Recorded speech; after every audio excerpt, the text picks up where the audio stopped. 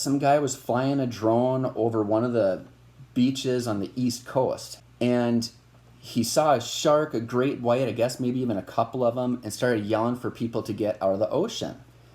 And you've heard the thing before about, you're like, got a 1 in a 10 million chance of getting bit by a shark. You're more likely to get struck by lightning than to get bit by a shark.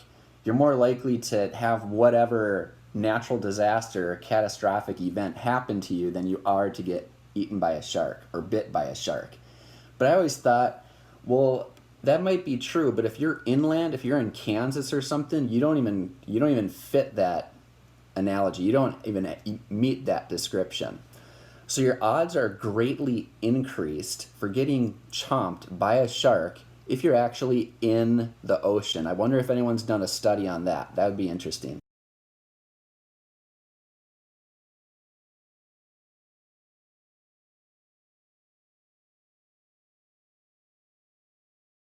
But what I wanted to say is that, and I don't like to bash or talk down about other chiropractic techniques. I would not be a chiropractor myself if I did not get help from more of a traditional type of chiropractic.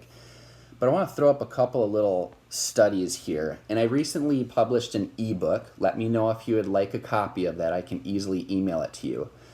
But these top 5 stars are studies demonstrating the asymmetry, the little nuances in the upper neck joints as the skull meets the atlas and as the atlas meets the axis, the top 2 vertebrae in the neck, and how there can be multiple joints, how there can be differences from the top to the bottom, left to right, and all sorts of really small things that there's no way you'd be able to pick up on oftentimes with a regular chiropractic x-ray series, which might just be from the front or from the side and straight on from the front.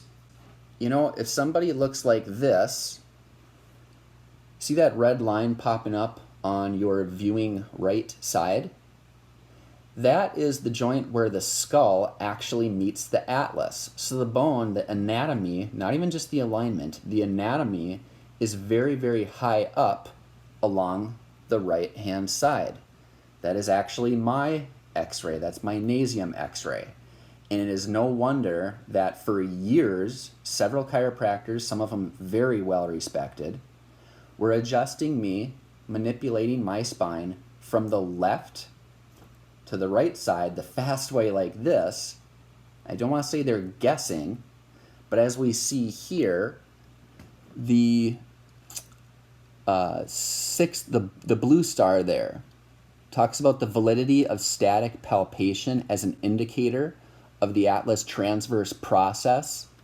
Okay, so in English, all that is, here's the top bone in the spine, about 5 times the size of your atlas.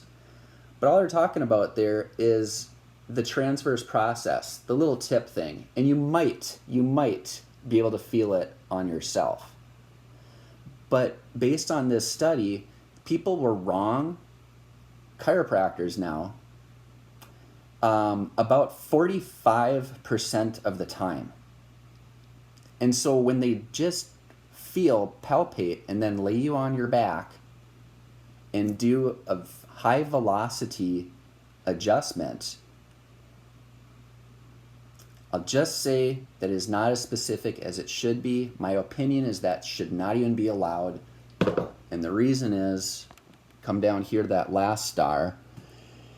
And this is one of several studies. This is just what was on the surface. But it talks about the stretch neuropathy or neuropathy change in nerve conduction under tension. And basically what that study summarizes is that it's one thing to have your lower back or your knee or your ankle or your wrist manipulated in a general type of a way.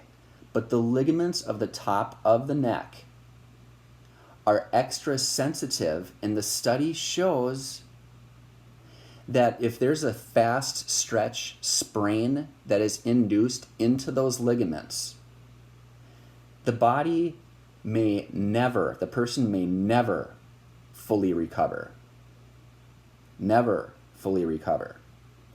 Different from all the other joints and ligaments in the body. But the upper neck, it is extremely sensitive because one of the reasons is because there's no interlocking joint. There's nothing really preventing the atlas from sliding forward on the axis except a bunch of ligaments, which, by the way, the ligament that should hold the atlas in place and prevent it from slipping forward, people with rheumatoid arthritis, Down syndrome, some osteoarthritis, older people, there's a chance that that ligament may be fully eroded. And that's why we do what we do. A very gentle, slow molding type of adjustment designed to, you can see it on the board back here, we have our great 4-in-1 pool shot, which is posture and mobility, clarity, stress prevention and peace, and energy, thanks to the way the cerebellum works. So comment, like, subscribe, forward this to your buddies. Thanks so much for watching.